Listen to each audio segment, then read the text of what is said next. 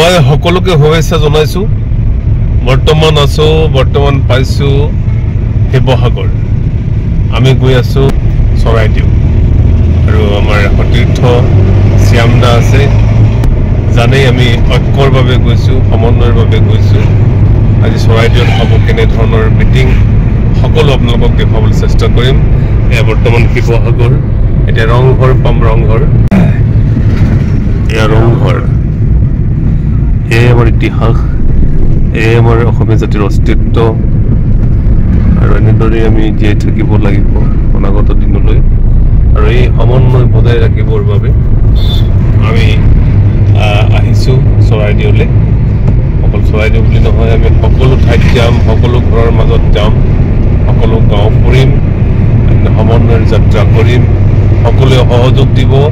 আমাৰ অসমীয়া জাতিৰ বাবে সকলো জনগোষ্ঠী আমি এক হৈ জীয়াই থাকিব লাগিব এই কামনাৰে আমি জনগোষ্ঠীয় সাংস্কৃতিক ঐক্য মঞ্চৰ নামেৰে এটা এনাজৰি এটা হাকো ঠিক কৰিছোঁ যিটো হাকোত সকলোৱে আমি উঠি যাব পাৰোঁ সকলোৱে পাৰ হ'ব পাৰোঁ আমাৰ যাত্ৰাত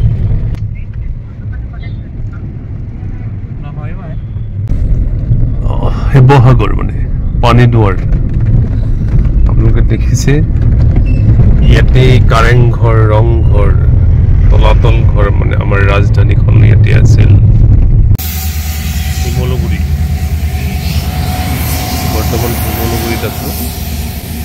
আৰু পৰচিঙত আছো সৌবোৰ মানে মৈদাম চাহানী যুগৰ মৈদাম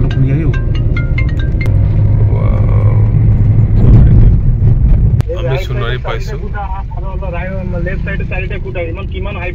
সোণাৰী মৈদাম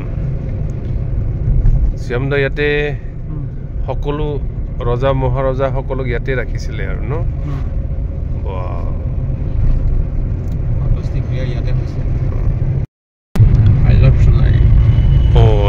সোণাৰী আৰম্ভ ন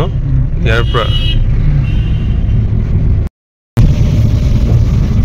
সোণাৰীৰ দলং পাইছো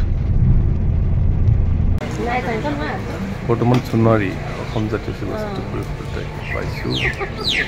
আমাৰ বন্ধুই এয়া সোণাৰী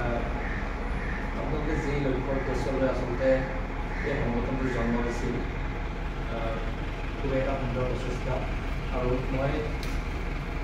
সামাজিক মাধ্যম ফেচবুকত এইটো বিষয়ে চাইছিলোঁ ময়ো আচলতে কেতিয়াবা দুই এটা পোষ্ট দেখিছিলোঁ কিন্তু ইমান যে বহলভাৱে যে পন্থা বুলি আমি ভাবোঁ আৰু মই নিজে বিশেষভাৱে লোকসংস্কৃতি কিছু ক্ষেত্ৰত অধ্যয়ন কৰি আছোঁ বিশেষ একো কৰিব পৰা নাই কিন্তু অধ্যয়নহে কৰি আছোঁ সেয়েহে কৈছোঁ এনেধৰণৰ মঞ্চবিলাক যদি থাকে নিশ্চয় আমিও তেনেকৈ সহযোগিতা আগবঢ়াব আৰু আমিও কিছু কথা জানিব কাৰণে প্ৰথমখন আপোনালোকৰ জৰিয়তে যিয়ে নহওক যদি অলপ প্ৰভাৱিতসকলে মাজত প্ৰচাৰ প্ৰসাৰ কৰি আগবঢ়াই দিব পাৰে আমি সেয়া কামনা কৰিছোঁ বিশেষ ক'বলগীয়া নাই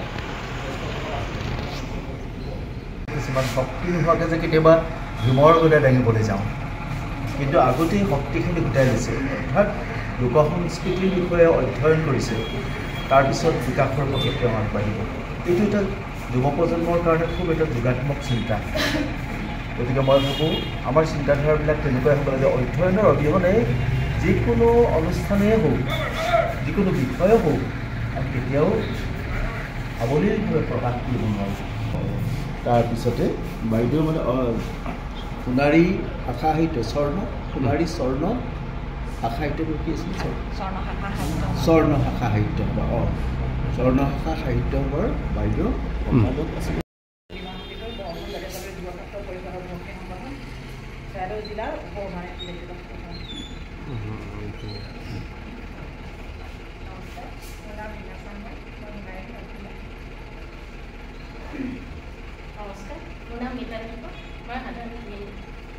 ধুনীয়া গীত গায় গান শুনিম দেই অঁ ধুনীয়া জড়িত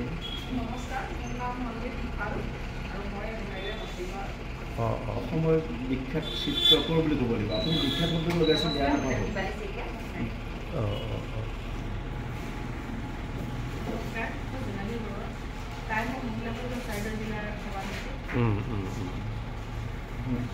নমস্কাৰ, মই বিমান বৰগোহাঁই। মই চলচ্চিত্ৰৰ লগত জড়িত আৰু এতিয়া এডুকেটৰ বুলি কৈও ভাল পাওঁ নিজকে। মই চলচ্চিত্ৰক আনন্দৰ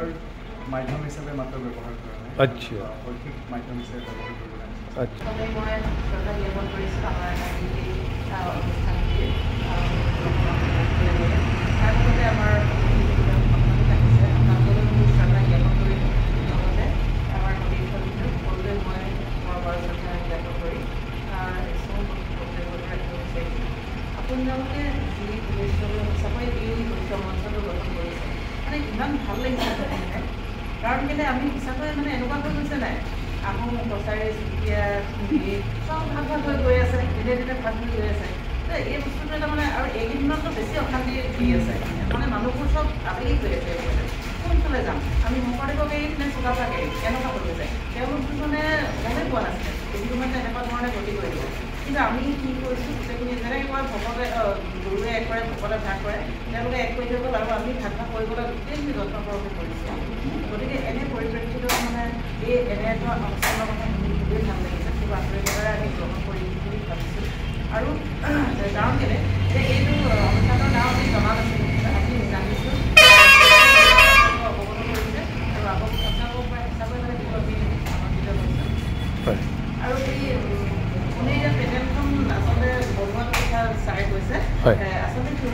পেনেলখন বনাব লাগিলে তাত যিসকল সদস্য থাকিব সভাপতিসকলক থাকিব তেওঁলোকে গোটেই বস্তুটো অৱগত তেওঁলোকে হ'ব লাগিব নিজেই আমি এই অনুষ্ঠানটোৰ বিষয়ে সম্পূৰ্ণ জানিব লাগিব এই যদি অনুষ্ঠানটো হঠাৎ পাতিলে দিদিলে সম্পাদিকা হেৰি সভাপতি পাতিলে কোনোবাই সুধিলে আৰু কিয় নাই কি জানো বোলে পাতিলে আৰু মানে মোকে পাতিব মই গম পাইছোঁ বোলে কি হয় এইটো কি হয়তো আমি আগতে বুজি ল'ব একদম একদম সঁচাই আপোনালোকৰ উদ্দেশ্য মহৎ আৰু যিহেতু আমি এতিয়া মই চুতীয়া আপুনি মিচিং আহোম হেৰি শ্যাম মানুহ আৰু ভূঞা কলিতা সকলো মানে গোট খাইছোঁ আমি জানো কেতিয়াবা ভাবিব পাৰিছোঁ আমি বেলেগ বেলেগ বুলি একদমেই ভবা নাই একদম জ্যোতিপ্ৰসাদ আগৰৱালা আমি আগৰৱালা বুলি কোনটো একেলগে এৰিব পাৰিছোঁ তেওঁ আমাৰ গোটেই কুটুম হয় গতিকে আমি কাক আহিম কাক কৰিম আৰু এই পৰিপ্ৰেক্ষিতত এনে এটা অনুষ্ঠান সঁচাকৈ খুব মানে বাঞ্ছনীয় আজিৰ সময়ত গতিকে আপোনালোকৰ লগত আমি সহযোগ কৰিম বুলি কথা দিছোঁ আৰু খুব ভাল লাগিছে আৰু এয়াই মানে মোৰ আপোনালোকৰ প্ৰতি আপোনাৰ পৰা শ্ৰদ্ধা জ্ঞাপন কৰি বিৰাট ধন্যবাদ সভাপতি মহোদয় আৰু আমাৰ দুজন অতিথি পাইছোঁ আমাৰ মাজত অকণমান দেৰিকৈ হ'লেও মই অকণমান আভাসটো পাইছোঁগৈ আৰু আমাৰ স্বপনকৰ আৰু বাকী আমাৰ সকলো সদস্য আচলতে আহি পেলাই পটককৈ ভাবিছিলোঁ অনুষ্ঠানটো হেৰিয়ে কিন্তু এতিয়া অলপ দেখি পেলাই কথাটো গম পাইছোঁ ভাল লাগিছে বস্তুটো শুনি এতিয়া মানে আজিৰ প্ৰেক্ষাপটত আমাৰ এখন ঐক্য মঞ্চ পোৱাটো খুবেই জৰুৰী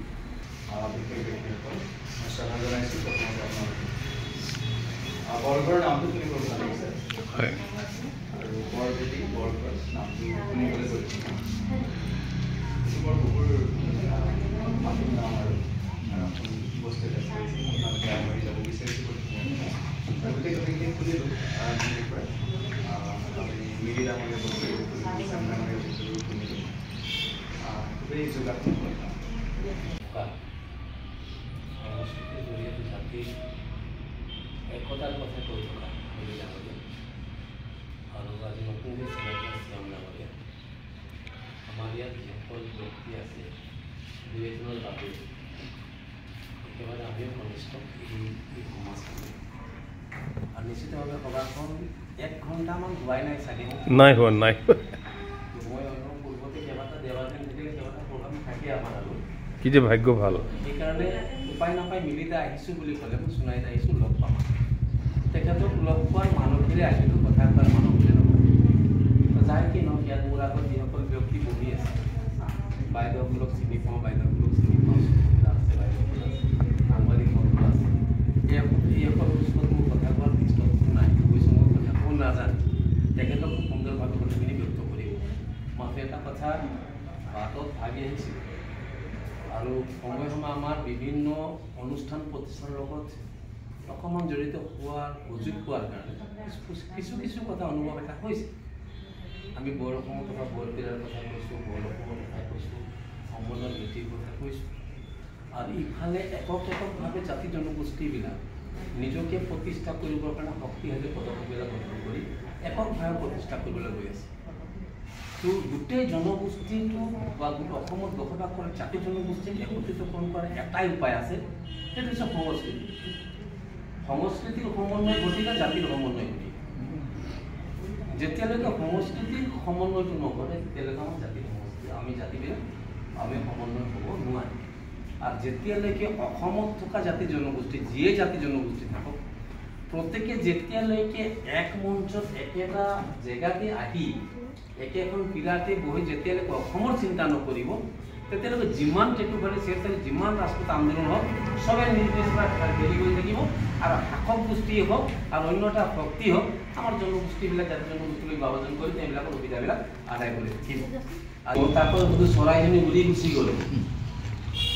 যদি চৰাইজনী উৰি গুচি গ'ল তেতিয়াহ'লে তাৰ কাৰণে এটা কবিতা লিখোঁ। আৰু চৰাইজনী যদি আছে তেতিয়া আমাৰ চিন্তা নকৰোঁ চৰাইজনী আছে, আমাৰ চিন্তাবিলাক তেনেকুৱা।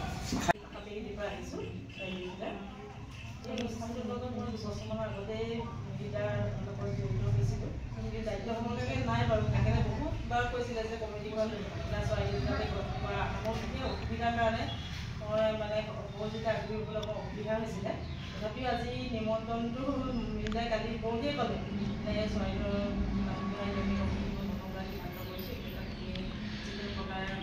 আহা তাতে আজি বিশেষ বহুত ব্যস্ত আজি দেওবাৰ দিন তাতে ব্যস্ততা মই যেনে তেনে দেখাটো দিনটো মিলি ওলাই আহিলোঁ। আৰু এই সংযুক্ত মঞ্চখন দীৰ্ঘায়ী হওক, আমি সকলোৱে লগে ভাগে কাম কৰি সহায় সহযোগিতা আগবঢ়াই যাম বুলি আমি প্ৰতিশ্ৰুতি দিছোঁ। সকলোৱে মোৰ আন্তৰিক ধন্যবাদ জ্ঞাপন কৰিছোঁ। হয়, সন্মানীয় সভাপতি মহোদয় আৰু দুয়োগৰাকী বিশিষ্ট ব্যক্তি বুলি কৈছোঁ আপোনালোকৰ, আৰু ইয়াত থকা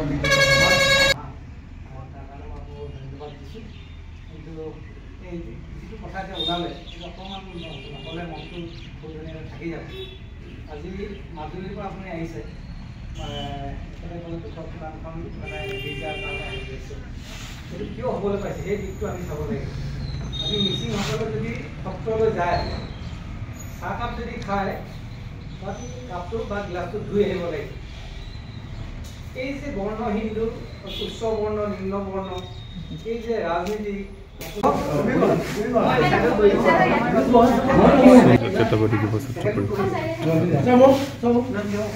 আমাৰ সমিতি হৈছে